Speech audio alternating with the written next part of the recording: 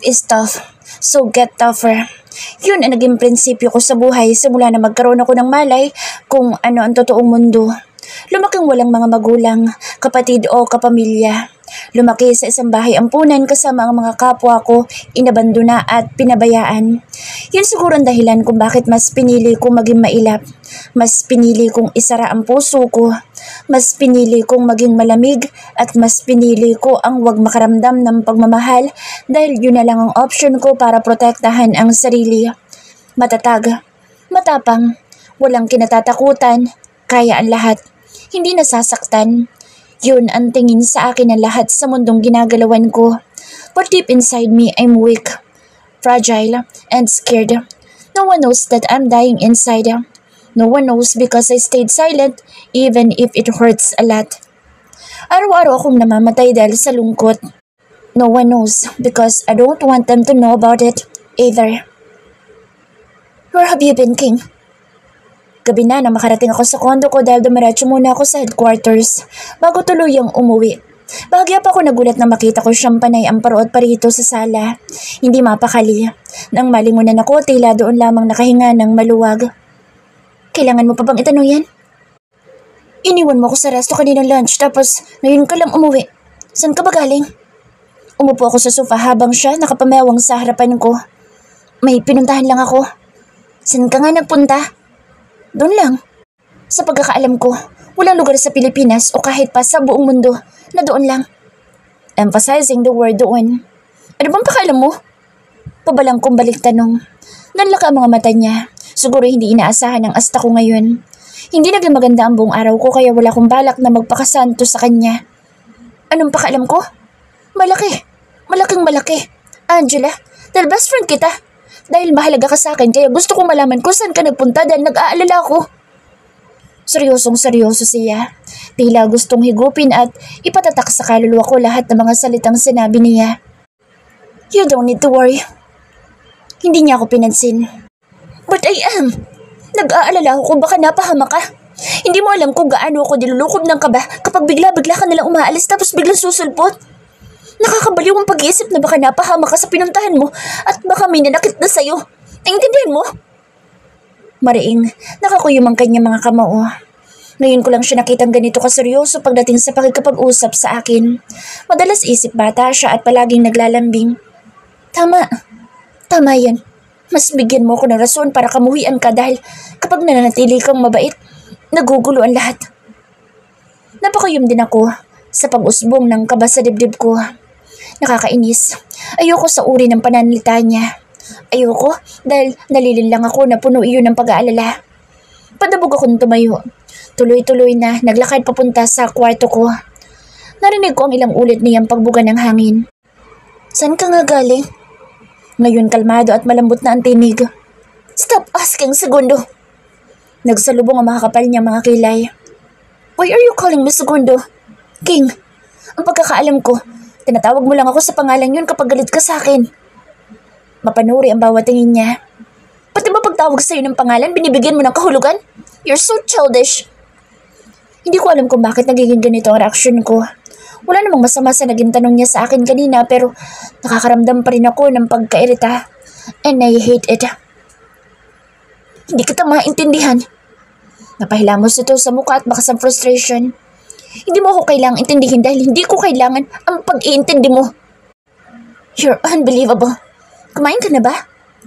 Naguguluhan ako na pabaling sa kanya dahil alam ko naiirita na rin siya sa pag-iinarte ko pero hindi ko inaasahan na magagawa niya pang magtanong kung kumain na ako. No, ganyan lang talaga lalaking ito. No meaning. Sa totoo lang, naiinis na rin ako sa iyo ngayon dahil hindi ko alam kung bakit nagkakaganyan ka. Hindi ka naman ganyan sa akin eh. Yes, hindi ka pala salita pero hindi ko ramdam ang panlalamig mo pero ngayon, you're cold. Ramdam ko. Pero kahit inis ako, nag-aalala pa rin ako kung kumain ka na. Napasabunot ito sa buhok. Wow, just wow. Langya, hindi ko maiwasang mag-alala sa'yo. Hindi kita inuutosang mag-alala sa akin. Inaamin kong may parte sa akin na na-appreciate ang mga sinabi niya pero mas malaki sa parte ng utak ko ang nagsasabing hindi ko dapat paniwalaan ang mga iyon. I don't get you. But I hope one day you realize how much I cared. Hindi na ako sumagot. Nagdadabog itong lumabas. Marahas akong napabuntong hininga at muling napaupo. What's happening to you, Angela? That's the right thing to do. Humiga ako sa kama. Binalot ng katahimikan ng buong paligid dahil mag-isa na lang ako. Mag-isa na naman ako. I hate the silence but I used to it anyway. Kapag ganito mga pagkakataon sa buhay ko, hindi ko maiwasang maalala ang nawala kong matalik na kaibigan, si Mary. Hindi ko masisisi ang sarili ko kung bakit malungkot ako ngayon. Dahil ang taong nag-iisang nagparamdam sa akin kung paano maging masaya, nagparana sa akin magkaroon ng pamilya, ay wala na. I want to move on but I can't kasi hindi ganoong kadali. Hindi ganoong kadali na tanggaping wala na nag-iisang taong meron ako noon. Ikaw talaga, Angela. Napakatahimik mo. Bahala ka, kapag wala na ako, wala ka na rin spokesperson. Kaya dapat ngayon pa lang magsanay ka na sa pagsasalita. Punong-puno ng pizza ang bibig niya pero panay ang daldal. Samantalang ako tango lang ng tango pero natatawa sa mukha niya. Hindi ko kailangan masanay. Automatikong tumikwas ang kilay niya. Normal niyang reaksyon. At bakit? Kasi alam kong hindi mo ako iiwanan. Oh, ang sweet talaga ng best friend ko. Pabiro niya pang pinunasan ang gilid ng kanyang mga mata na animoy may luha kahit wala naman. Ang kulit lang. Ngumiti lang ako sabay subo ng pizza. But seriously, Bessie, Angela, hindi tama na dumepende ka sa akin masyado. Don't get me wrong, pero darating kasi talaga ang point sa buhay natin na may makikilala tayong iba. Kaya dapat sanay ka na. Darating ang point na wala na ako sa tabi mo. Minsan nasa trabaho o di kayo nasa date. Humagikik siya pagkabanggit niya ng huling salita. So, titigil ang mundo mo kapag wala ako? I don't want that, Bessie. Hindi ka magkaka-love life. Matutuyuan ka ng matres. I don't need a love life. Sa ngayon. Pero malay mo balang araw may magpatibok sa bato mong puso. Kawawa ang lalaki magmamahal sa'yo. Umirap siya kaya natawa ako. Palagi niyang sinasabi sa akin ang mga bagay na iyan pero hindi ko lang pinapansin. I love my comfort zone. I have her as my best friend and family. That's enough. I don't need a man. I don't need someone who love me. Sana, nakinig ako sa'yo noon. Tama ka. Sana hindi ako masyadong naging dependent sa'yo dahil kung ginawa ko yun, hindi sana ganito kasakit ngayon. Ramdam ko mainit na likido na nagsimulan dumaloy sa aking pisngi mula sa mga mata. But you know me, may trust issue ako. Ayoko umalis sa comfort zone ko dahil takot ako mag-take ng risk. I can't trust anyone because of what happened. For me, trusting again is like killing myself for the second time. Nakatitig ako sa kisame, patuloy sa pag-iyak. Kapag nagtiwala ulit ako at naiwan mag-isa sa pangalawang pagkakataon, alam kong hindi ko nakakayanin pang tumayo pa. Mamamatay ako. Unti-unting bumigat ang talukap ng aking mga mata habang ang kanina'y tahimik kong pagluhay naging hagulhol. Nakakapagod ang lungkot na nararamdaman ko. Gusto kong maging masaya pero hindi ko alam kung paano. How can you be happy if you can't embrace happiness? This is my new comfort zone. Broken and bruised. Alam mo, hindi ko alam kung bakit nandito ako ngayon sa harapan mo. Pinapunta mo ba ako rito para makapagtitigan sa'yo? Angela, busy akong tao at ginto ang halaga ng bawat segundo ng buhay ko. Litanya ni Grace at panay ang sip-sip niya ng orange juice. Segundo? Isang imahe na lalaki na buo sa imahinasyon ko nang marinig ko ang salitang iyon mula sa kanya. Lihim akong napailing. Ilang minuto na akong nakatitig sa kanya. Iniisip kung tama ba naging desisyon ko na tawagan siya at makipagkita sa kanya. Nakatulugan ko kagabi ang pag-iyak at nang magising ako kanina, nag-ayos ako ng sarili. Hindi na ako tumuloy sa mga trabaho ko dahil wala ako sa mood at ayoko makita sa second. Hindi rin ako ang tipo ng babae na mahilig magmukmuk. So somehow, may silbi rin sa Grace dahil kapag kailangan ko na maingay na environment, siya agad ang naiisip kong tawagan tulad ngayon. Am I a bad person? I randomly ask. Nabulunan siya. Halos lumabas sa ilong niya ang orange juice na iniinom. Nalalaka ang mga matang bumaling siya sa akin. Sure ka na yan ang tanong mo? Hindi magkanda ugagang pinunasan nito ang muka. Tumango ako. Yes, at yes. You're a bad person. Very, very bad. Tinanong mo pa talaga ang bagay na obvious? Really, hindi mo alam na masama ka? Walang pa kundangan niya sagot. Ako ang taong nasa harap mo ngayon at nakakausap. Pero hindi kaibigan ang turing mo sa akin. Ano yun? Strangers with benefits? Tapos, lahat ng ipinakita sa'yo ng alaga mo, kabutihan. Pero sa kaloob-looban mo, kinasusukluman mo siya. Galit ka dahil siyang sinisisa mo sa nangyari sa best friend mo. Hinihingal siyang napahawak sa dibdib dahil sa walang prenong pagsasalita. At ang malala, ang turing sa'yo ng tao, best friend. Tapos deep inside, sa'yo, mortal siyang kaaway. Wow, Andias, wow talaga.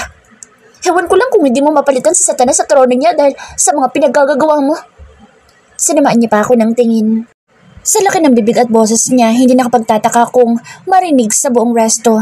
Kaya pinagtitinginan kami. Wala lang sa akin dahil sanay na ako. Palagi rin pinagtitinginan Mabilis kong ipinilig ang aking ulo. Imbis na mainis sa mga pinagsasabi ni Grace, nakaramdam ako ng gaan sa loob. Kahit papaano nalilibang ako sa pagiging madaldal niya. Siguro nga, hindi mo ako may tuturing na kaibigan pero, Angela, sa tagal tayo magkasama sa trabaho, itinuring na kita, hindi lang bilang kaibigan kundi kapatid na rin. Hindi mo man ipahalata ngayon, alam kong may problema ka. Nag-iwas ako ng tingin. Seryoso siya habang sinasabi iyon. Hinawakan ang kamay ko. Please, try to move on. Wala na si Mary. Hindi na siya kailanman babalik at kailangan mo magpatuloy na wala siya. Binawi ko ang kamay ko, kaya napabuntong hininga na lang ito. Hindi ka magiging masaya kung mananatili ka nakadepende sa kanya kahit wala na siya. Pinilit ko siyang ninitian kahit parang binabayo ang puso ko. Hindi ko kailangan maging masaya. Umiling siya. Pero hindi yan ang sinasabi ng mga mata mo ngayon. Malamig na ang tingin mo pero hindi maitatago nito ang lungkot na nararamdaman mo. Lumapit siya sa akin. Napasinghap ako nang lumapat ang palad niya sa pisngi ko at may pinunasan doon. Luha. Lahat ng tao gustong sumaya at kahit gaano ka katatag, tao ka rin kaya alam kong isa ka sa mga gustong sumaya pero pinipigilan mo lang. I don't want to be weak. Usal ko. You already are. You're emotionally weak, Angela. Ilang ulit akong umiling. Hindi ako naniniwalang mahina ako. Malakas ako at hindi pwedeng maging mahina dahil masasaktan siya. Ayoko masaktan si Mary. Pwede bang samahan mo ko sa pupuntahan ko ngayon? Yun talaga ang rason kung bakit kita pinupunta dito. Hindi pa pala itong purpose ko? Ang sama ha? Natatawang angal niya pero tumanguri naman. Seconds, person over voice. Ako pa ang masama. Ako na nga nag-aalala, ako pa ang naging mali sa huli. Ano bang problema niya at bigla-bigla na lang siya nanlamig sa akin? Ilang ulit ako lumagok ng tag-isang baso ng wine dahil sa sobrang pagkairita habang inaalala ang naging sagutan namin kahapon ni King. Hanggang ngayon hindi pa rin kami nag-uusap dahil nagpasya na muna akong umuwi sa bahay ng pamilya ko at hindi muna umuwi. Bumalik sa kondo. Hindi rin kami nagkita sa set dahil hindi ito pumasok. Nakakapanibago dahil masyado itong dedicated sa trabaho tapos ngayon nagagawa na niyang umabsent. Kailangan ba wala akong pakaalam sa kanya? Bakit ayaw niyang mag-alala ako? Ewan. Singal ko sa sarili. Napailamos na lang ako sa sobrang pagkairita. You okay bro? Napalingon ako nang marinig ang boses ni First. Minsan tinatawag ko rin siyang kuya dahil mas matanda siya sa akin na 1 taon. Panganay sa aming 7 magkakapatid. Seryoso siyang lumapit sa akin. Umupo sa katabing stool na kinuupan ko. Tiningnan niya ang hawak kong baso at ang isang bote ng red wine na ngayon ay malapit ng masaid ang laman. Bumalik ang tingin sa akin. Umiling ako. Ayos lang ako. Wala to kuya. Nagkatampuhan lang kami ni King. Why? Hindi ako umimik. Muli ako nagsali ng wine sa baso at kumuha na isa pang wine glass at sinalinan si First. Kayo na ba? Naibog ako ang iniinom ko dahil sa sunod niyang itinanong. Nanlalaka ang mga matang tiningnan ko siya. Seryoso pa rin ang muka. Tanging asawa niya lang naman ang may kakayahang baguhin ang ekspresyon ng kanyang muka. Ano bang klaseng tanong yan, kuya? I'm just asking. Wala namang mali sa tanong ko. Isa pa yes or no lang naman ang sagot. Nagkibit balikat ito. Anong walang mali? Kuya naman, nakakailang ang tanong mo. To think na parang nililink mo ako sa sarili kong best friend. Hindi kami, okay? Hindi kami at kailan may hindi magiging kami. Hindi siya kumibo.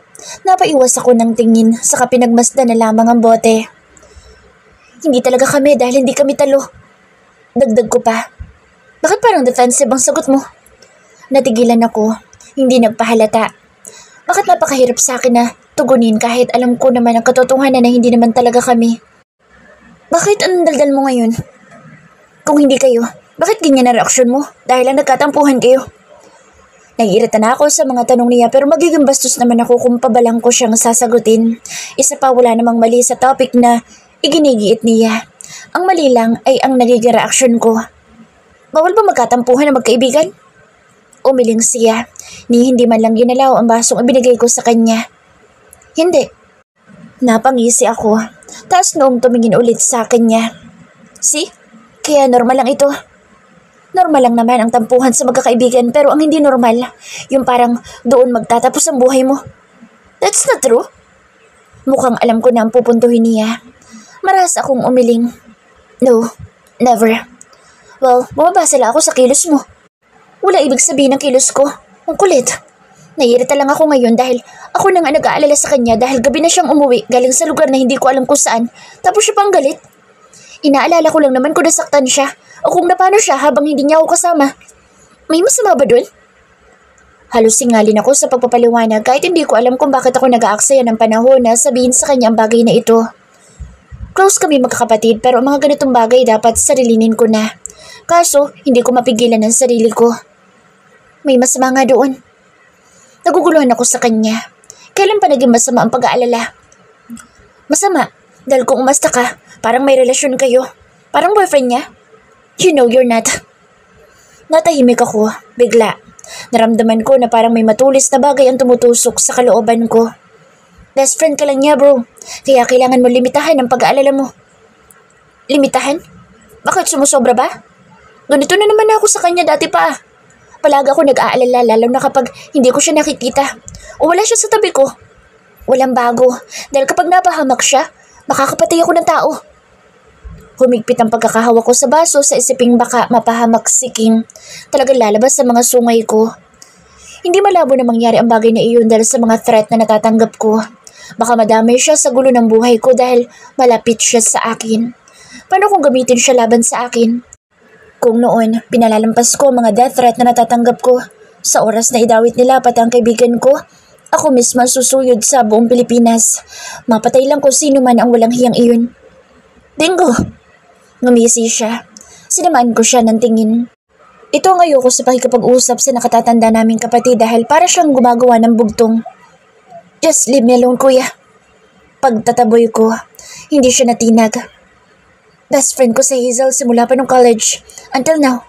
Pero hindi ako nag-inom dahil lang sa nagkatampuhan kami. Tukoy nito sa matalik na kaibigan. Hindi pumasok sa isip ko na kaya kong pumatay kapag napahamak siya. Hindi ako nag-aalburuto dahil sa hindi niya na-appreciate ang pag-aalala ko. Nagkaganon lang ako sa baby ko. Napangiwi ako sa huli niyang sinabi. Tawag niya yun sa asawa niya. Nakakakilabot sa pandinig pero hindi na ako kumontra.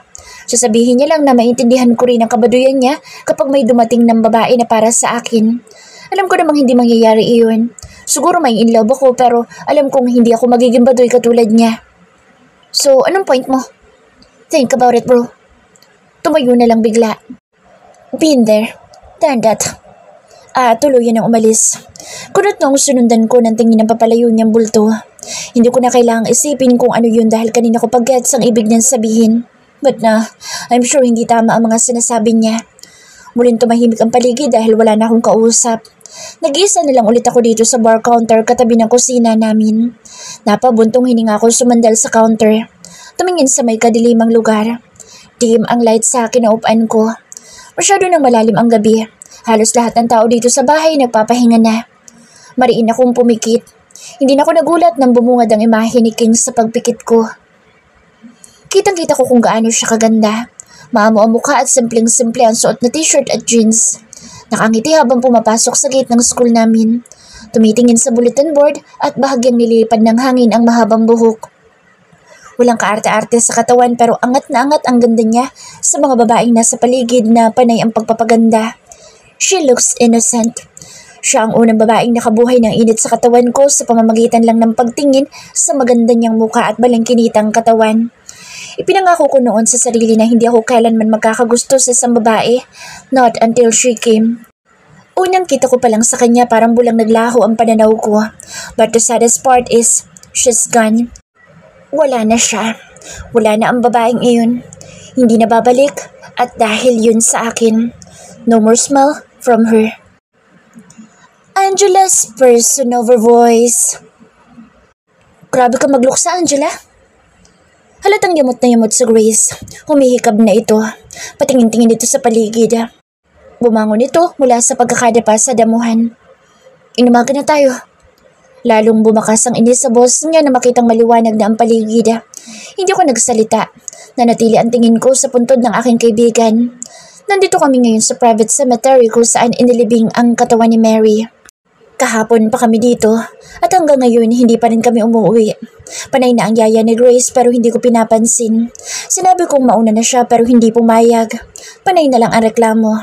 Ilang ulit na kami dumalaw sa puntod na ito sa loob na 1 linggo at madalas magpalipas kami ng gabi. Sapat na sa akin ang ganito mga pagkakataon. Uupo sa harap ng lapida, aalalahanin lahat ng mga pinagsamahan namin. Sabihin mo nga sa akin, Angela, tibo ka ba? Sinusuklay nito ang mahabang buhok gamit ang kamay. Nagunat na mga braso. Nangalay siguro sa magdamag na paghiga sa damuhan. Bakit mo natanong? Kasi, tinalo mo pa ang namatayan ng boyfriend kung pagluksaan mong kaibigan mo. No, best friend mo siya. Natatanging pamilya sa napakahabang panahon pero bakit naman ganito na halos 1 linggo na tayong palaging inuumaga sa pagbabantay sa puntod niya? To inform you, wala magtatangka magnakaw sa lapida niya kaya hindi na natin dapat bantayan. So ano? Tibo ka ba? What do you think? I am a woman. Kahit minsan mas lalaki pa ako kung gumalaw sa totoong lalaki. Hindi ako na-attract sa mga babae. Marunong akong humanga sa lalaki lalo kapag gwapo ngunit hindi ko yun pinangangalandakan. Masyado lang kakaiba kong mag-isip si Grace kaya naiisip niya ang ganyang mga klase ng tanong. Paiisipin mo pa talaga ako? Tinasan niya ako ng kilay. Napapailing na lang ako dahil sa sobrang dada niya. Sa 1 linggo kong pagsasama dito sa kanya, totoong na-appreciate kong effort niya kahit panay ang reklamo. Hindi niya talaga ako hinahayaang magpalipas dito ng magdamag na mag-isa lang. Kahit pinapapak na ng lamok, hindi ito nagpatinag. Sinasamahan pa rin ako. Babae ako. Masakit lang para sa akin ang sinapit na nag-iisa kong kapamilya. Maintindihan mo rin ako kung sakaling ikaw ang nasa posisyon ko. Natigilan siya. Umiwas ako ng tingin nang makita ko ang pagbalatay ng lungkot at awa sa kanyang mga mata. Ayokong kinakaawaan dahil hindi ko kailangan ng bagay na iyon. Kaya ko sarili ko. Naiintindihan kita, Angela. Pero gusto ko lang na mawala ka sa malungkot na nakaraang kinasasadlakan mo. Ayoko nakikita kang ganyan. Ang isang tunay na kaibigan laging nanaisin na makitang masaya ang kaibigan niya. Namula ang tungkay ng ilong niya at naluluha. Ngayon ko lang siya nakitang ganito kaseryoso. Sa tagal namin pagiging mag-partner sa lahat ng misyon, kalahating kalokohan at purong kabulustugan ang lumalabas sa bibig nito. Mapait ako napangiti habang sa lapida pa rin ang tingin. Why are you doing this? Bakit pilit mo ibinabaon sa kalooban ko ang mga salitang yan? I hate it. Dahil hindi ko man aminin na apektado ako. Alam mo kung bakit ko ginagawa ang bagay na ito. Tama na ang 2 taong kalungkutan. Kota ka na. Hinawakan niya ang mga palad ko. Bahagya yung pinisil. Para kasi sa akin kahapon lang nangyari ang lahat. I'm happy. Napanguwi ako dahil mismo ang kalooban ko hindi sang-ayon sa naging sagot ko. Yeah, right. And fish can fly. Don't me, Angela. But partly, naniniwala ako na masaya ka dahil sino ba naman ang hindi sasaya kung nasa tabi mo lagi ang isang Miller? Ngumisi ito. Nagniningning ang mga mata. Biglang pumasok sa isip ko sa second. Magdadalawang linggo na kaming hindi nagkikita dahil nagpasya muna akong hindi pumasok sa trabaho ko. Samantalang ito, hindi ko alam ang pinagkakaabalahan. Namimiss. Agad ko ipinilig ang aking ulo dahil sa ideyang pumasok sa isip ko. Don't mention his name. Nasa harap tayo ng puntod ng kaibigan ko. Malamig ang tinig na tugon ko. Wow, grabe. Bilib na talaga ako sa pagiging huwaran mong kaibigan. Shut up. Ewan ko sa'yo. Sobrang sama ng tingin niya sa akin. Alam mo, hihintayin ko talaga na may magpalambot dyan sa puso mong santigas ng bato para maranasan mo ang pag-aalala ng mga taong nakapaligid sa'yo. Padabog itong tumayo. I hate to say this, pero gusto ko magising ka sa pagiging huwaran mong kaibigan. Sana dumating ang araw na magmahal ka na lalaki magpapalimot sa'yo sa mga nangyari sa kaibigan mo. Nakatanaw lang ako sa malayo. Nagsimula na siyang maglakad paalis ngunit natigilan na magsalita ako. Tao rin ako. Malamig man ang pakikutungo ko sa iba. Hindi ibig sabihin na wala na akong pakialam. She's my everything dahil siya nagturo sa akin ng mga rason para magpatuloy sa buhay. Kaya hindi ko masisisi ang sarili ko kung bakit hindi ako makausad. Tumayo na ako. Binigyan ng huling sulyap ang puntod ni Mary. Saka ako tumalikod.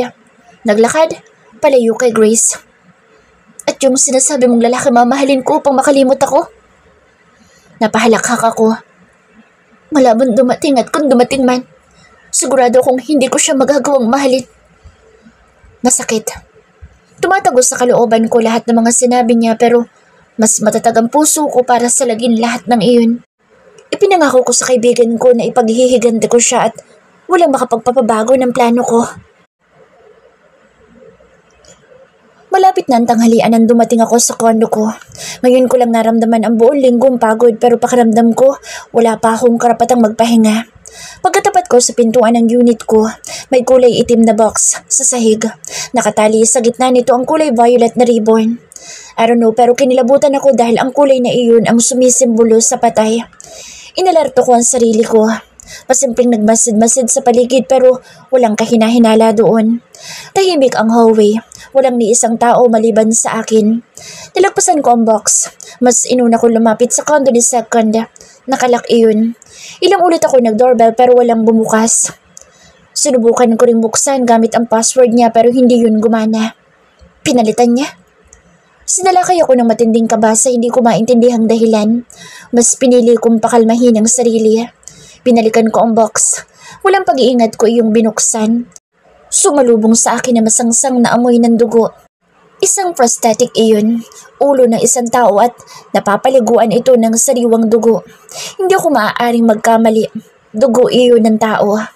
Nagtagis ang bagang ko na mapagtantong mukha ni Second ang ginaya sa prosthetic na ito. Kinilabutan ako. Ilang malulutong na mura ang pinakawalan ko habang binabasa ang note na nakadikit sa taas na parte ng takip ng box. Hindi po namin nakita kung sino nag-deliver. Pasensya na po, ma'am.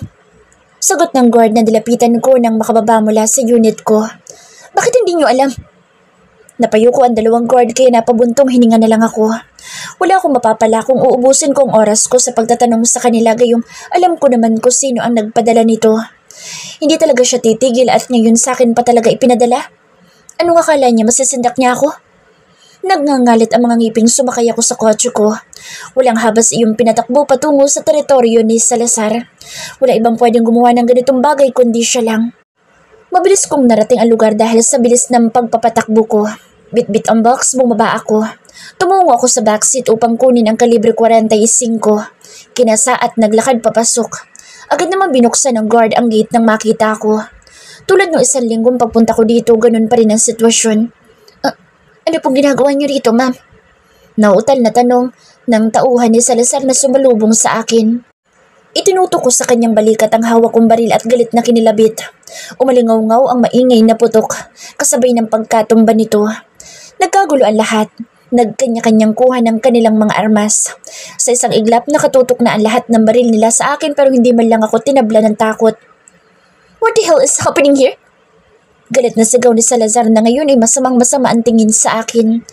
Mas lalong sumidhi ang galit sa kalooban ko pagkakita ko sa kanya. Kung galit siya, wala iyon sa kalingkingan ng galit na nararamdaman ko ngayon. Marahas kong ibinato sa kanya ang hawak kong kahon. Nailagay niya iyon kaya bumagsak ito sa sahig. Natuon sa nagkalat na dugo at prosthetic ang atensyon ng lahat. Kung gusto mo kong takutin, hindi mo na kailangan gayahin ang mukha niya at tila pugot na ulo ipapadala sa akin. Kating-kating na akong kalabitin ang gatilyo, lalo na nang muling bumalik sa akin ang tingin niya na puno ng pagtataka. Kayang innocent ha? Asshole! Panunuya ako pero ganoon pa rin ang reaksyon niya. Parang walang kaalam-alam sa bagay na tinutukoy ko. Ilang sandali lang bumalik ang pagiging seryoso ng mukha nito. Masyado kang judgmental, Sanchez. Sinanyasan nito ang mga tauhan na ibaba ang mga baril at bumalik sa mga ginagawa. Hindi ako ang nagpadala ng bagay na iyan dahil kung ako ang gumawa, Hindi na ako mag-aaksaya ng panahon na magpagawa ng prosthetic na kamukha ng alaga mo dahil mismong pugot niyang ulo ang ipadadala ko sa'yo. Namulsa siya habang nakikipagtagisan ng tingin. Magkakamatayan muna tayo. Ngumisi siya. Namulsa. Mukhang hindi lang ako nagtatangka sa buhay ng alaga mo, Sanchez. Dapat mong pag-igihan ang pagbakod sa kanya. Sa kaso ko, ginagamit ko lang siya para sumali ka sa grupo ko. Pero sa isang to, mukhang malaki ang galit sa alaga mo.